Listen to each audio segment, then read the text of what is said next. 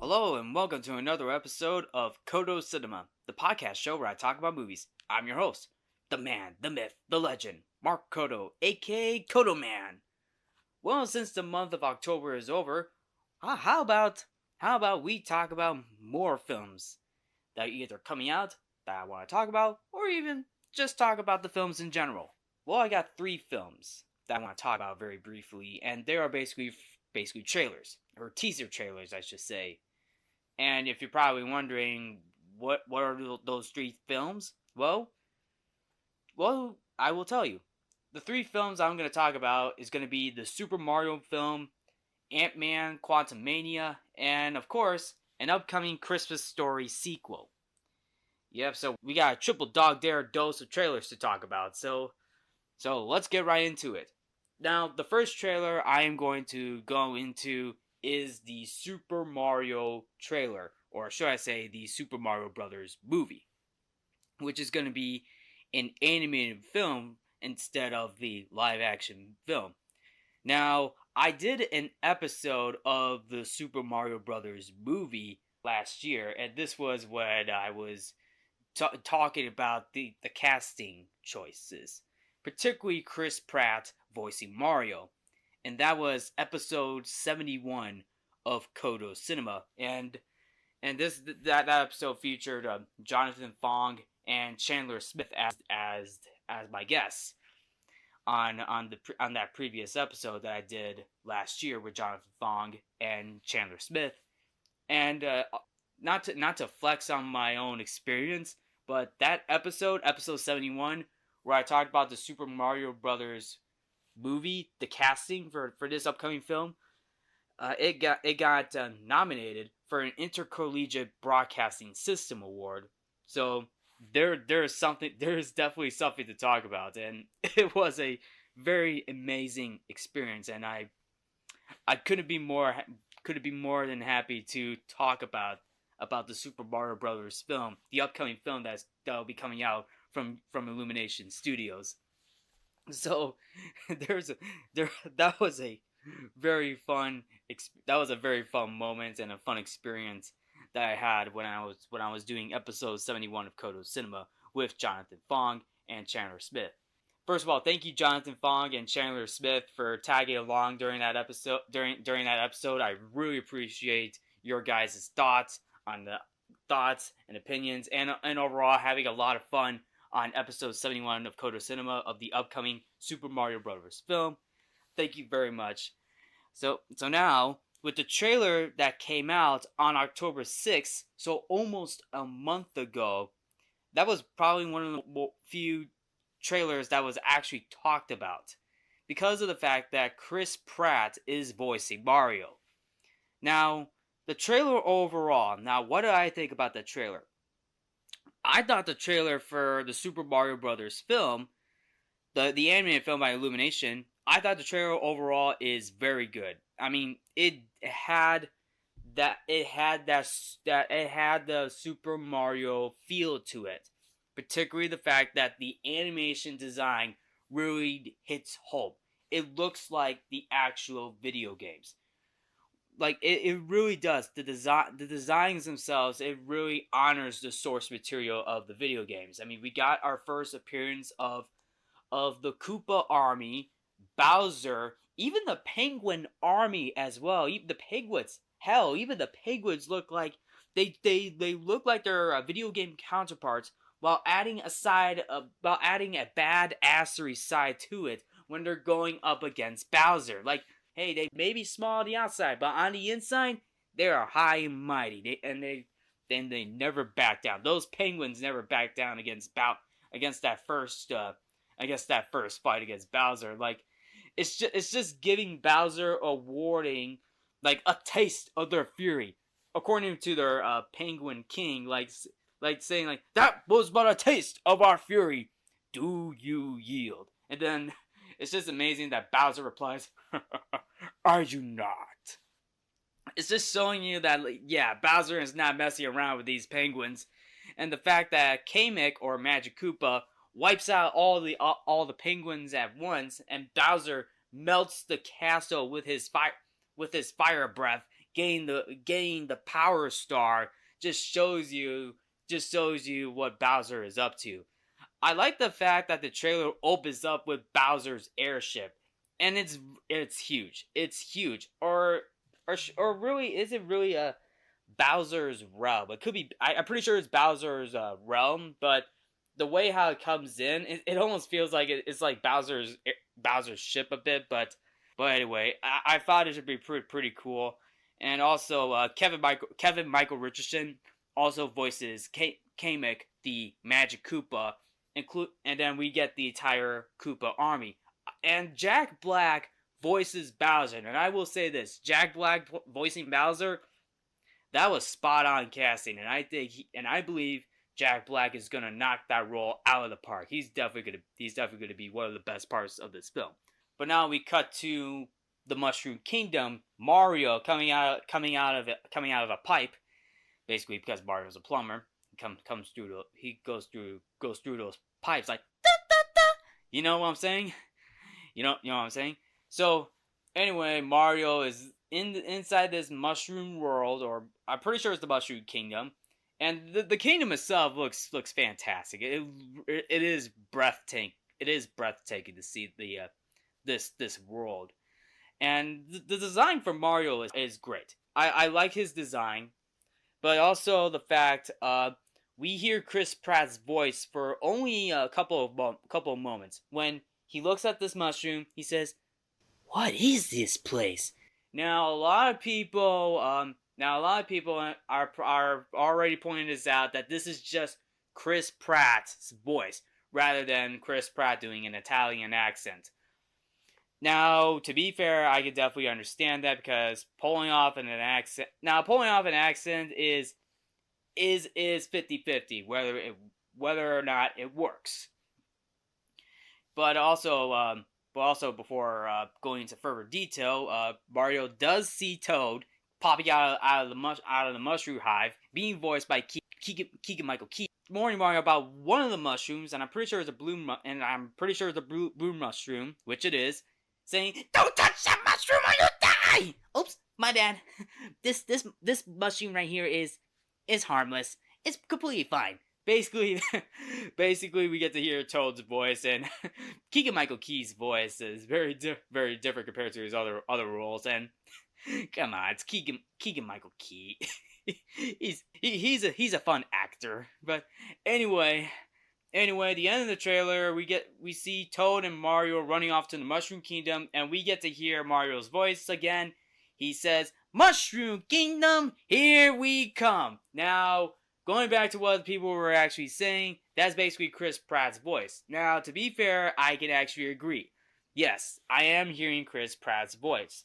Now, I had a similar issue with another actor who was trying to do a voice, and that would be from a previous Illumination film project, Dr. Seuss's The Grinch, that came out in 2018, starring Benedict Cumberbatch as the Grinch. Now Benedict Cumberbatch put up an American accent to voice the Grinch, and it felt very inconsistent, which is why I'm wondering, how will Chris Pratt pull this role off? Is he gonna do an Italian accent, or his normal voice? Well, from the sounds of it, it sounds like Chris Pratt's doing his normal voice, but some people are saying that it could be hinted at a Brooklyn accent, which, honestly enough, that could be true, because the Brooklyn accent is a bit of a stretch. It's a bit of a stretch to know that a Brooklyn accent does have a bit of connection to an Italian accent as well.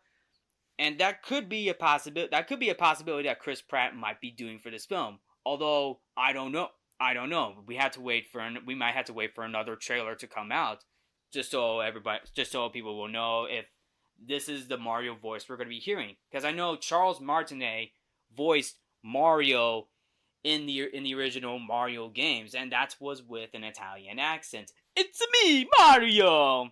That was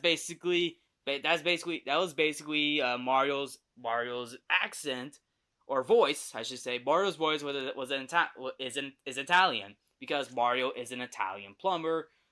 Also, we do get to see Luigi running away from a bunch of dry bones armies. You know, the dead Koopa army, the dry bones, which is basically the defeated Koopa army. If you know what I'm saying, dry bones army. But other than that, the trailer overall is actually very good. I like the trailer. Aside from Chris Pratt's voice, I think he's gonna do okay. I think he's gonna be fine as voicing Mario, but you never know. He might actually pull it off. But we'll probably have to wait for another trailer to come out. But other than that, the film will be coming out in 2023. It will be coming out in the United States on April 7th, 2023. Okay, so now let's go to another trailer. Another trailer that actually just dropped today, and that will be A Christmas Story Christmas. Now, to be fair, I love A Christmas Story. I believe Christmas Story is one of my favorite Christmas films of all time. It really does. It's real. It really does. It brings back so many childhood memories of like, what is Christmas like to you as a little kid? I mean, like what, like it's just memorable. Like whether it's memorable too because of the fact that you get quotable some of the quotable lines you hear from this film. I triple dog dare you, fragile. Must be Italian, or something. You'll shoot your eye out, kid. Those are some of the quotes you hear from that film, but also some of the scenes like where Ralphie goes to school. Ralphie at school really he wants a Red Ryder BB gun for Christmas, but he's getting told by everybody, including from his mom, from his teacher, even Santa Claus himself that with the Red Ryder BB gun as a kid, you'll shoot your eye out, kid. Like literally like that, like that. It's just something. Even from that point, yeah. But now years later, and also they did a sequel as well that came out in 2012. I have not seen that sequel though. But I did hear that trailer was no, not that. I did hear that film that came out in 2012 was not very good. I refuse to see that. I refuse to see that sequel to A Christmas Story. But I did see the musical. I saw the musical of A Christmas Story at the Paramount Theater, and I actually loved it. I love the musical version of it. Even though the Fox channel did do a live musical of it too. I mean, seeing it in the theater, seeing it as a theater play rather than live on TV. I mean, it's better seeing it in the actual theater play. But the movie itself is very good. But going into the new film, A Christmas Story Christmas, we get to see the trailer that just dropped today. We get to see Ralphie as an actual adult. Peter Bingsley returns to play Ralphie, and actually he's also producing this film along with Vince Vaughn. Surprisingly, Vince Vaughn is producing this film. I'm actually surprised about that. But anyway, what we do know, Peter Bingsley returns as Ralphie, and we get to see Ralphie's mom return in this film, but not his dad, because unfortunately the actor who plays the dad, which I'm pretty sure is Darren McGavin. He played Ralphie's dad, and he's not in this film. But somehow we get to see a picture frame of Ralphie's dad. saying "fragile." So it turns out that Ralphie's dad passed away, which actually, to be fair, it almost makes sense too, because the original actor who plays Ralphie's dad, Darren McGavin, also passed away as well. I don't remember what year. I don't remember what year that was, but for what I heard, Darren McGavin did pass away, and I'm gonna fact check right now. Yes, he did pass away. Darren McGavin did pass away, and that was 2006. Holy smokes, 2006. That oh that was a long time ago. I mean, rest in peace, Darren McGavin. And I'm actually glad they were able to put in archive audio recordings of Darren McGavin's voice, a voice during that picture frame shot saying "fragile." That was a nice little callback to the first film where Ralphie's dad won an award, which is basically the leg lamp. Which I'm actually hoping we'll see the leg lamp. I mean, will we see the leg lamp in this film? I mean, I don't know, but it would be It will be funny and surprising if it does. But anyway, there's not much in this trailer, but what I do know that the premise of this film takes place during the 1970s, where 30 years after the original story setting, which is obviously 1940s. With the film following a now grown up Ralphie, who returns to his former home on Cleveland Street after, as I mentioned, after the recent death of his old man, which is basically his father, and I just mentioned that too. Hoping to give his kids a magical Christmas like the one he had as a child and reconnect with childhood friends along the way. And speaking of childhood friends, we get to see Flick and Schwartz as adults, like they're now adult. Flick and Schwartz are adults now, and I'm actually glad that they're actually in this film. Plus, we get a nice callback when we get a nice callback to the triple dog dare, but this time on a huge slide that Flick is now sliding down on which what looks to be a sleigh. He's sliding down a slide with a sleigh, and Schwartz was like, triple dog dare you, like that. I mean, what the heck is going on? We even get a blink and you'll miss it shot of Scud Farkus. Like, yeah, there's actually a blink and you'll miss it shot of Scud Farkus, which is basically the childhood bully that Ralph, Flick, and Schwartz went up against. Now Randy is also going to be in this film, but I think I missed him during the trailer. I mean, I might have to go back to the trailer and see if I could spot him, but I do know, looking at the casting and characters, Randy Parker is back.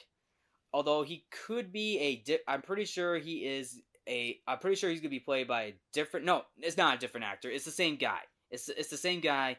Ian Petrella is playing Randy Parker in the upcoming sequel for Christmas Story. So yeah. And we also get a different actress for Ralph's mother, Julie Haggerty, who is replacing the other actor who is replacing Melinda Dillon, who retired from acting in 2007, who was the original actress for Ralph's mom, Mrs. Parker. But other than that, we also get a nice callback from Ralphie saying that telling his then what actually is basically his wife or something. Wife or girlfriend? Yeah, no, it is wife. It seems like Ralphie's got a wife now. Wife and children. He tells his wife... No, actually, no. I think he tells his children that, hey, make sure Santa doesn't kick you in the face, because in the original Christmas Story, Ralph gets kicked in the face by Santa Claus right before he goes down the slide, telling Santa that he wants a Red Ryder BB gun. And then Santa's like, "You shoot your eye out, kid. Merry Christmas." Ho ho ho! He kicks Ralphie in the face, and Ralphie slides down in defeat because he got rejected by by Santa Claus.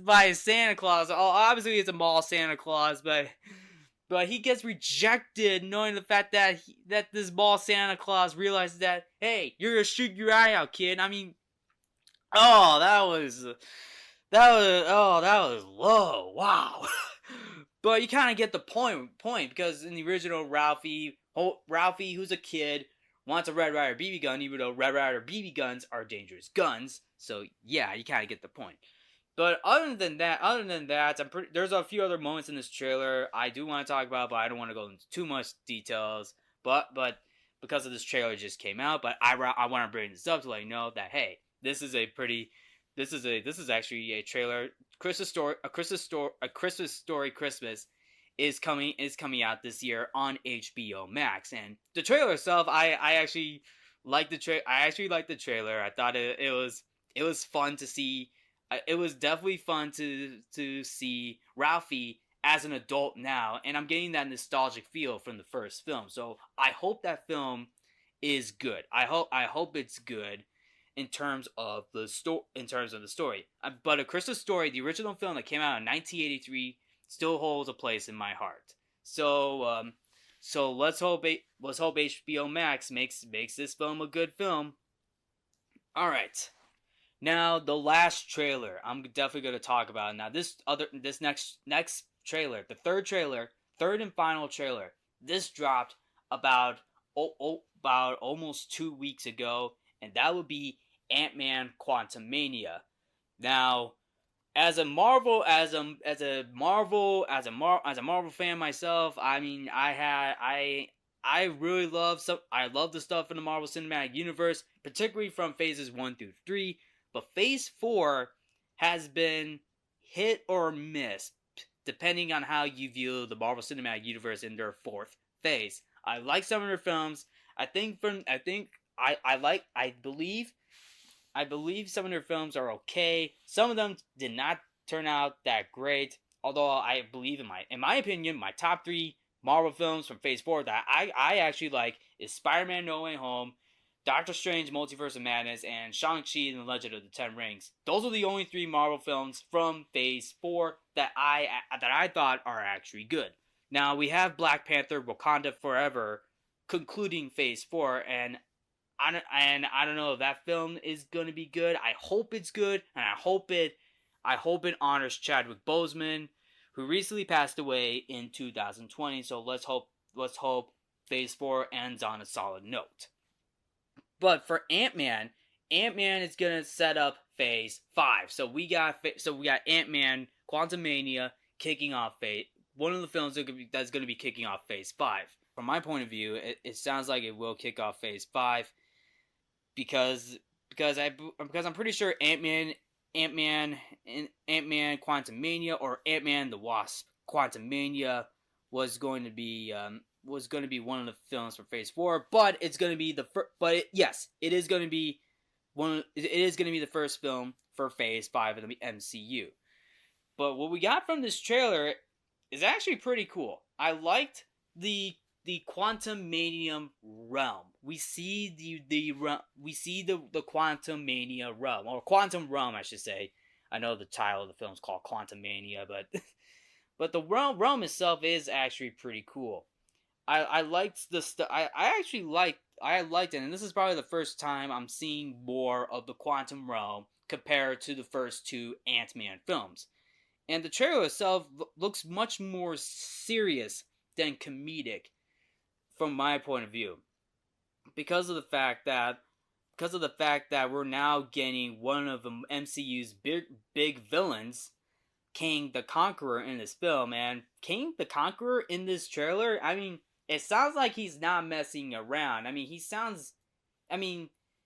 does sound serious, like saying this place is something else. But he's at the end of the trailer, he sees Ant-Man, and he wants to make a deal with him. Like, I could take you back to your world, give you more time, but if you give you more time, if only if you could do something for me. So, what's it gonna be? Ant-Man. So it sounds like King is trying to make a deal with Ant-Man. So it's kind of like it almost sounds like it sounds like Ant-Man's trying to make a deal with the devil, like as like he's gonna do something like something like this serve like the servant of the devil, like like how like you're trying to make a deal with somebody where, okay, you got your deal, where's my end? Okay, you got your bargain, where's my end of the deal? Where's my end of the deal? So that's kind of like the so it's basically both people get their share. It's kind of like making a deal with the devil. Like somehow somewhere down the line, I'm pretty sure Scott is gonna get backstabbed by King the Conqueror, and there was definitely some photo leaks where he actually gets beaten up by King the Conqueror. And that was actually some photo leaks. Plus we also got an announcement to the fact that MODOK is going to be in this film, but we haven't seen MODOK yet. Although it could be rumored that it is that is going to be either Darren Cross or Bill Murray, because Bill Murray is actually going to be in the Ant-Man Quantumania, and while his role is although his role is still a mystery, he's playing an undisclosed villain, so we don't know what villain Bill Murray is playing. Could it just be a made up character, or could it be MODOK? But it does say Bill Murray's undisclosed villain role has a history with Janet Van Dyne in the quantum realm, and that could be something. So we don't know. We don't know we don't know if Bill Murray's undisclosed villain role is going to be MODOK, or it could be the fact that Darren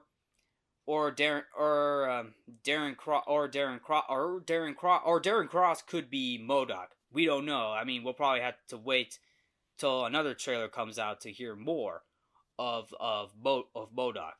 Plus, we get to see Michael Douglas return as Hank Pym, Michelle Pfeiffer as Janet Van Dyne, and of course, Catherine Newton as Cassie Lang. Now, Catherine Newton played one of the main characters in the Pokemon film, Pokemon Detective Pikachu, and now she's gonna be playing Cassie Lang, Scott Lang's daughter. Basically replacing Emma Furman from Avengers Endgame. Seems like Cassie's getting recasted multiple times in the Ant-Man films, but hey, Cassie's getting older, so it kind of makes sense. King the Conqueror will be played by Jonathan Majors, who recently played a recent variant from Loki, basically called He Who Remains. So basically, this is a variant. So we're seeing a variant of King the Conqueror, or He Who Remains, because at the end of the first season, He Who Remains mentions that, hey, if you don't like my variant, wait till you see my other ones. Basically, it's not over. We're going to see more variants of He Who Remains, or should I say, King the Conqueror. And Jonathan Majors playing King the Conqueror so far is actually pretty intimidating and good. So I hope Jonathan Majors pulls off this role pretty well. Also, the costume designs for Ant-Man, the Wasp, and Cassie Lang. Cassie Lang gets a costume design now. They look very good, and some people are saying it looks like it kind of resembles the comics a bit more, which I'm pretty sure I can definitely agree on. But there is something else to it, because some people actually made a meme in comparison to Spy Kids 3 Game Over, where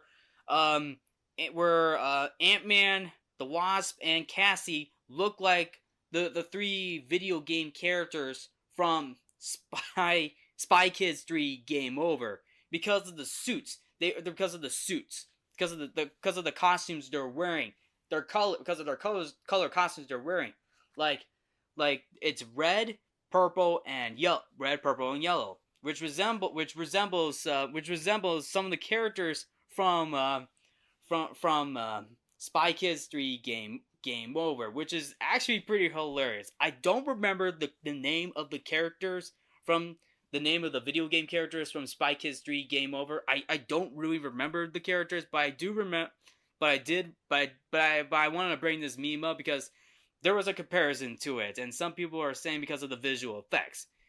And I'm not gonna lie, because some of the visual effects in the previous Marvel films that came out from Phase 4 are hit or miss. And this is also a fact that they're saying that Marvel, or should I say the visual effects designers, are saying that they're not having enough time to work on these visual effects, or they're really going over time with this.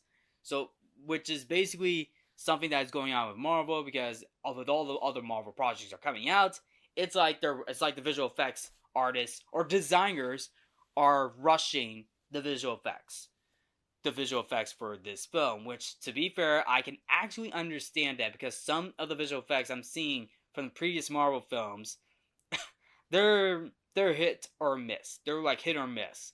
And one example would be She-Hulk, because She-Hulk's visual effects, particularly the CGI, oh my goodness. I mean, the CGI though, oh my goodness. Do I need to explain this? Okay. So anyway, but the visual effects in this trailer for Antman and the Wasp: Quantumania is actually pretty good. I mean, hey, maybe the end result for the visual effects might actually be pretty good. I mean, I could be wrong, but I could be wrong, because the amount of Marvel films that are coming out, particularly the fact that Disney and Marvel are pushing these artists so much. But anyway, overall, the trailer itself is very good, and I like the rendition of Elton John's "Goodbye Yellow Brick Road" that was played, just to add the tension to it. We even get a nice in-joke, the fact that when Scott was promoted at Baskin Robbins, he got a nice little call out from this elderly man saying "Thank you, Spider-Man." Basically confusing Ant-Man with Spider-Man, because Spider-Man and Ant-Man, if you know what I'm saying. But I also saw a comment on YouTube where someone mentioned that this probably would have been Stan Lee if he were alive, and I'll be honest with you, that if it's been a while for Stan Lee. I mean, rest in peace, Stan Lee. Without Stan Lee, we wouldn't have gotten what is arguably one of the biggest comic book film franchises we ever got from this talented man. Stan Lee was obviously the man who created such great Marvel characters. Ant-Man, and especially with Ant-Man, I mean, Ant-Man's one of the few great characters out there, and and it is really heartbreaking to know that it has been 4 years since Stan Lee passed away, and I can definitely relate to that. I know. But other than that, even before, right during the trailer, Cassie makes a device where it sends a signal to the quantum realm. But now, Cassie, Scott, Hope, and the rest of the Pims, Janet and Hank, all get sucked into the quantum realm. Like holy crap! Like, they're now inside the quantum realm with a visually stunning realm. Plus, we even get a nice little callback to like the 10 rings, because the rings that are surrounding this quantum like kingdom has these rings, and it almost looks similar to the ones from Shang-Chi and the Legend of the Ten Rings. I mean, yeah. But the question is, like, what the hell is gonna happen now? Like I can definitely tell, like, part of this plot is gonna be Ant-Man, the Wasp, and Cassie going up against King the Conqueror. And what about MODOK? Is he gonna show up? I know he's gonna show up, but it's definitely gonna take some time. But only time will tell if we're gonna see. Only time will tell when the next trailer for Antman and the Wasp Quantumania will be coming. Particularly another trailer. Hopefully there will be another trailer coming out. But as of now, Ant-Man the Wasp Quantumania comes to theaters February 17th, 2023. Now there you have it. Those are the three trailers I'm going to talk about. Now, what do you think about these trailers? Are you for the Super Mario Brothers film, the Christmas Story film, and the Ant-Man 3 film? So what do you all think? Are you looking forward to those films? Like, do you think those films are going to be good? What are your thoughts about let me know your thoughts about these trailers. Did you actually like these trailers? Do you think the trailers are actually pretty good? But as I mentioned, let me know your thoughts.